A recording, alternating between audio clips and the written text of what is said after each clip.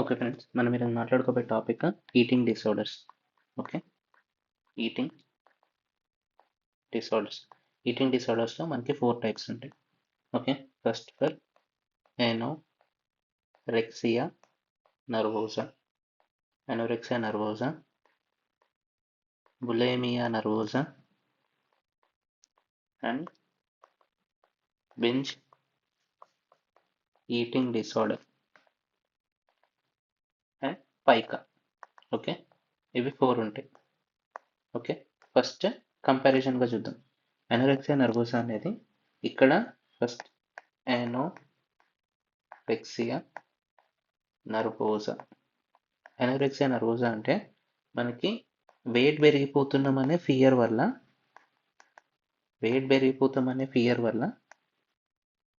Over evaluation చేసుకుంటారు. Okay, over evaluation of what? ఏం చూసుకుంటారు? ఓకే, వాళ్ళు తిన్నున్నామా లేదా, బక్కగున్నామా లేదా, అదంతా చూసుకుంటారు. నెక్స్ట్ బాడీ ఇమేజ్ ఎట్లుందని చూస్తారు. Body image distortion. ఓకే, ఊకే అద్దంలో చూసుకొని వాళ్ళు బక్కగున్నారా దొడ్డుగున్నారా ఇదంతా చూసుకుంటారు. చూసుకున్న తర్వాత ఓవర్ ఎవాల్యుయేషన్ చేసుకుంటారు. దీనివల్ల ఫియర్ అనేది పెరిగిపోతుంది. ఓకే, దానివల్ల ఏం చేస్తారు వాళ్ళు? They decrease the calorie intake. తక్కువ ఫుడ్ తింటారు. They decrease the calorie intake. This leading to decrease in weight. Okay, దానివల్ల ఏమైతే డిక్రీజ్ ఇన్ బిఎంఐ. అంటే less than 18.5 kg per meter square. This is a characteristic. ఇది first most important. ఇప్పుడు క్వశ్చన్లో వాళ్ళు direct BMI less than 17 అట్లా చెప్పేసి అని ఇస్తారు. ఓకే, బిఎంఐ తక్కువైపోతుంది, వెయిట్ తక్కువైపోతుంది. అంతేకాకుండా BP, heart rate, temperature. Okay, next bone density కూడా, అంటే ఆస్టియోపోరోసిస్ కూడా అవుతుంది. అంతేకాకుండా థైరాయిడ్, దే బికమ్ హైపోథైరాయిడ్ అయిపోతారు. Hypothyroid, osteoporosis, decrease temperature, decrease heart rate, decrease BP. Okay, and fat కూడా తక్కువైపోతుంది, డిక్రీజ్ ఇన్ ఫ్యాట్ అమౌంట్. కాబట్టి ఫ్యాట్ తక్కువైపోతే నార్మల్గా అడిపోస్ టిష్యూ నుంచి మనకు సెక్రెట్ అయ్యే హార్మోన్ ఏంటి? Leptin. Okay, so leptin levels కూడా తక్కువైపోతాయి. లెప్టిన్ లెవెల్స్ నార్మల్గా అడాలసెన్స్లో it helps in induction of estrogen production. అంటే లెప్టిన్ తక్కువైపోతే డిక్రీస్ జిఎన్ఆర్హెచ్ స్టిమ్యులేషన్. కాబట్టి ఏమైతే decrease LH and FSH. therefore it leads to decrease estrogen. Okay, estrogen తక్కువైపోతే amenorrhoea. Okay, so anorexia nervosa is associated with amenorrhea. Anorexia nervosa is associated with hypothyroidism. Okay, ఇవి గుర్తుపెట్టుకోవాలి. Next, ఇప్పుడు anorexia నర్వోసాలో మనకు 3 types ఉంటుంది. Anorexia nervosa అనేది మనకి 3 types ఉంటుంది. ఒకటి ఏంటి? Restricting type. Okay, restricting type. ఇంకోటి purging type or binge eating type, purging type and restricting type. అంతేకాకుండా రీఫీడింగ్ సిండ్రోమ్ వచ్చే ఛాన్స్ ఉంటుంది. Okay, first what is restricting type అంటే వాళ్ళు దే డోంట్ ఈట్. ఓకే, తినరు ప్లస్ దాంతో డైటింగ్ చేస్తారు, దాంతో ఫాస్టింగ్ చేస్తారు, అంతేకాకుండా దాంతో ఎక్సర్సైజెస్ చేస్తారు. ఓకే, తినకుండా డైటింగ్, ఫాస్టింగ్, ఎక్సర్సైజ్ చేయడం వల్ల and no vomiting, no diarrhoea inducing drugs and there are no laxatives. Okay, laxatives కూడా వాడరు. There is no use of laxatives, no use of purging behaviour and no vomiting induction. Dieting చేస్తారు, fasting చేస్తారు, exercise చేస్తారు, they don't eat, there by restricting. ఇది for more than or equal to 3 months అనుకుంటే it is under restricting type of anorexia nervosa.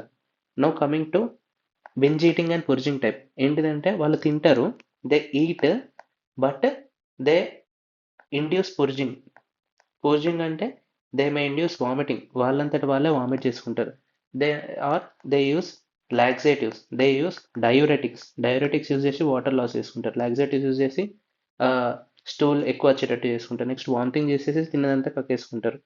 And also binge eating అంటే they increase eat, అంటే బాగా తింటారు, బాగా కక్కుంటారు, బాగా బాత్రూమ్ వెళ్తారు, బాగా టాయిలెట్ వస్తారు. Okay, so it is associated with loss of electrolytes, so decrease K+. So anorexia nervosa binge eating and purging type of anorexia nervosa is associated with hypokalaemia. ఇది గుర్తుపెట్టుకోవాలి. Next what is mean by refeeding syndrome? Refeeding syndrome. So ఇంత severe severe malnourished patient కనుక ఉన్న వాళ్ళకి sudden గా మనం ఏమైనా food ఇద్దామని చూస్తే, okay, sudden increase in calorie intake severely malnourished patient కి sudden increase in calorie intake చేస్తే సడన్ గా ఇన్సులిన్ లెవెల్స్ అనేవి పెరుగుతాయి. This sudden rise in the insulin levels lead to electrolyte disturbances. Electrolyte disturbances వచ్చేసి అన్ని తగ్గిపోతాయి. Decrease phosphate levels, decrease potassium levels and decrease magnesium levels, everything will decrease. This lead to cardiac complication, okay, CVS complications. అంతేకాకుండా rhabdomyolysis, CNS లో it leads to seizures. So seizures, rhabdomyolysis and CVS complications కూడా రావచ్చు. So this is about anorexia nervosa. Now coming to second type. Second type ఏంటిది? bulimia nervosa. bulimia nervosa. Bulimia nervosa అంటే ఏంటిదంటే ఇక్కడ patient binge eating చేస్తారు. Binge eating అంటే బాగా తింటారు. Associated with purging behaviour. For once per week, okay, once per week for 3 months, okay, one time in a week for 3 months అనేది చేస్తే for binge eating and purging, okay, this is called as bulimia nervosa. Binge eating అనేది recurrent binge eating and compensatory purging. బాగా తింటారు, wait పెరుగుతున్నామని అనిపిస్తుంది, దానివల్ల పుర్జింగ్ అనేది చేస్తారు. పుర్జింగ్ అంటే వామిటింగ్ కానీ, డైరెటిక్స్ తీసుకోవడం కానీ, లాక్సేటివ్స్ తీసుకోవడం కానీ. సో దీనివల్ల ఏమవుతుంది, మనకి బిఎంఐ ఏదైతే ఉంటుందో నార్మల్ ఉండొచ్చు or increased BMI, okay, due to binge eating increased BMI, due to recurrent binge eating వల్ల బిఎంఐ అనేది పెరగచ్చు, ఆర్ డ్యూ టు పుర్జింగ్ వల్ల it may back to normal అనేది కావచ్చు. ఓకే, ఇప్పుడు పుర్జింగ్ బిహేవియర్స్ వల్ల ఏమేమైతాయి?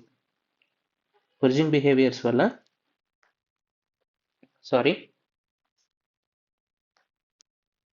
పుర్జింగ్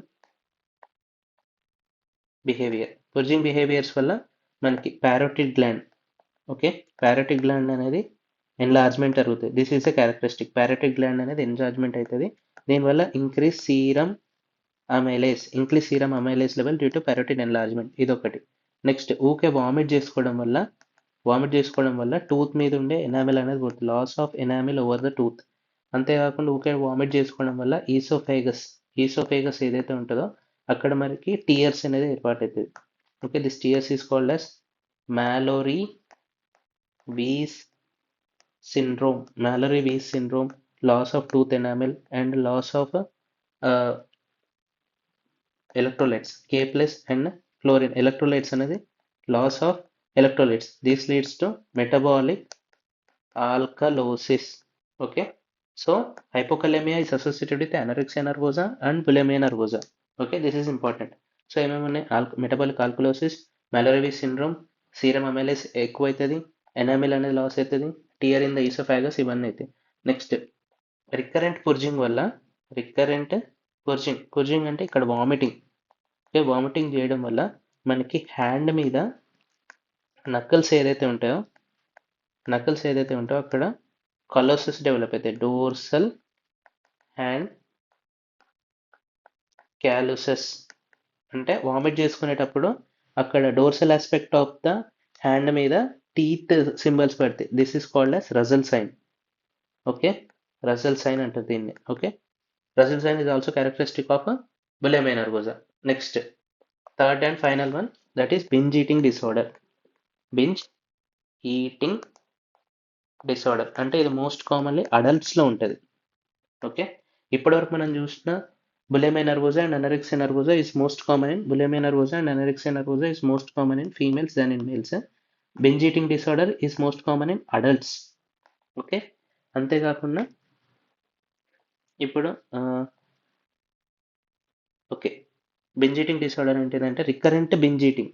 ఓకే, రికరెంట్ బింజ్ ఈటింగ్ దీనివల్ల ఏమవుతుంది? And no purging. Recurrent binge eating and there is no purging, దీనివల్ల బిఎంఐ అనేది చాలా పెరిగిపోతుంది. Increased BMI and increased risk of diabetes mellitus and it is most common in adults. ఈ recurrent binge eating అనేది more than or equal to 1 episode per week per 3 months. Okay, more than or equal to 1 episode per week per 3 months కనుక అట్లా ఉంటే దాన్ని binge eating disorder కింద classify చేసుకుంటాం. Next pica. Pica అంటే non non calories ఇవ్వలేవు ఆ food. These are not food substances. Eating of non-food substances is called as a pica, which helps in compulsivity. అంటే ఆ ఫుడ్ తినమని వాళ్ళకి కంపల్షన్ ఉంటుంది. Okay, it is a compulsion to eat non food substances, therefore it causes temporary emotional relief. అంటే అది food కాదని వాళ్ళకి తెలుసు, కాకపోతే అది తిన్న తర్వాత కొంచెం టెంపరరీ ఎమోషనల్ రిలీఫ్ అనేది జరుగుతుంది. ఇఫ్ దిస్ ఈస్ రికరెంట్ మాత్రమే. నార్మల్గా ఇప్పుడు చిన్నపిల్లలు కూడా తింటారు. It is not it is consider only after 2 years of age. It is considered only after 2 years of age. After 2 years of age, eating non-food substance by compulsive nature and which causes temporary emotional relief after eating. ఇది for more than or equal to 1 month ఉంటే దాన్ని pica అని చెప్పేసి అంటాం. ఇక్కడ what are the non food substances examples ఏంటి అంటే, examples are ice కానీ, డర్ట్ కానీ, సాయిల్ కానీ, హెయిర్ కానీ, పెయింట్ చిప్స్, ఓకే, దాని తర్వాత ఫ్లోర్. ఓకే, ఇవన్నీ non food items which are eating. This is not culturally normal, this is not developmentally normal. Okay, eating of non-food substances which is not culturally normal and non developmentally normal, which after eating causes a temporary emotional relief which is present for more than or equal to 1 month is called as pica. దీనివల్ల ఏమవుతుందంటే may lead to malnutrition, iron deficiency anemia, decrease development or disability వచ్చే ఛాన్స్ ఉంది. Lead poisoning కూడా అయ్యే ఛాన్స్ ఉంది if paint chips కనుక తింటే.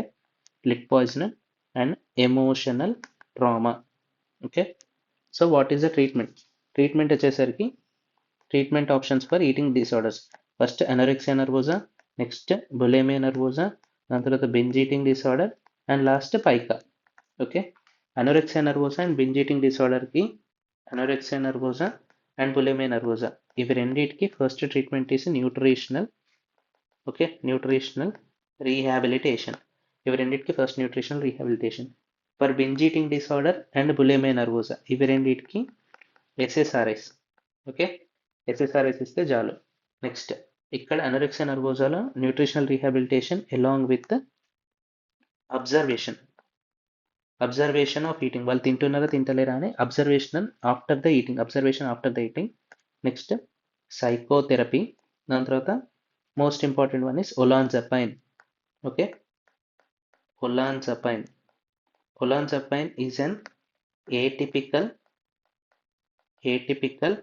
antipsychotic whose side effect is increased glucose level, increased weight and dyslipidemia, which causes increased glucose, increased weight and increased dyslipidemia. ఇది దీని సైడ్ ఎఫెక్ట్. అదే అనోరెక్సియా నర్వోజాలో యూజ్ అవ్వచ్చు. ఓకే, నెక్స్ట్ బులిమియా నర్వోజాలో ఏంటిదంటే SSRIs nutritional rehabilitation. It is for to decreasing the depression. వాళ్ళు డిప్రెషన్లోకి పోయి ఎక్కువ తింటారు, తిన్న తర్వాత డిప్రెషన్లో పడిపోయి వామిటింగ్ చేసుకుంటారు. So we have to prevent the depression. And psychotherapy, ఇక్కడ కూడా సైకోథెరపీ. అండ్ బింజ్ ఈటింగ్ డిసార్డర్లో సేమ్ ఎస్ఎస్ఆర్ఎస్, దీంట్లో కూడా ఎస్ఎస్ఆర్ఎస్ ఇస్తారు అలాంగ్ విత్ యాంఫిటమైన్ ఇస్తారు. యాంఫిటమైన్లో ఏంటిది, దాని సైడ్ ఎఫెక్ట్ ఏంటిదంటే it decreases the weight. Okay, amphetamines is are stimulators which helps in decreasing the weight. Binge eating డిసార్డర్లో మనకు కావాల్సిన వెయిట్ తక్కువ అవ్వడం, అనోరెక్సియా నర్వోసాలో మనకు వెయిట్ ఇంక్రీజ్ అవ్వడం కావాలి. ఇక్కడ olanzapine యూజ్ చేస్తారు, ఇక్కడ యాంఫిటమైన్స్ యూజ్ చేస్తారు. Whose side effects are decreasing the weight, ఇక్కడ increasing the weight. Both bulimia nervosa and binge eating డిసార్డర్లో ఎస్ఎస్ఆర్ఎస్ అనేది వాడతారు. ఓకే, ఇంకొకటి ఏంటిదంటే anorexia nervosa and binge eating disorder, anorexia nervosa and bulimia nervosa ఇవి రెండిట్లలో బుప్రోపియాన్ అనేది వాడద్దు. ఎందుకు, bupropion should be contraindicated in anorexia nervosa and binge eating disorder because it causes seizure. It decreases the seizure threshold. It decreases the seizure threshold కాబట్టి increased risk of seizures కాబట్టి bupropion should be contraindicated in anorexia nervosa and bulimia nervosa. Next for పైకాకి what is the treatment ఏంటిదంటే nutritional rehabilitation,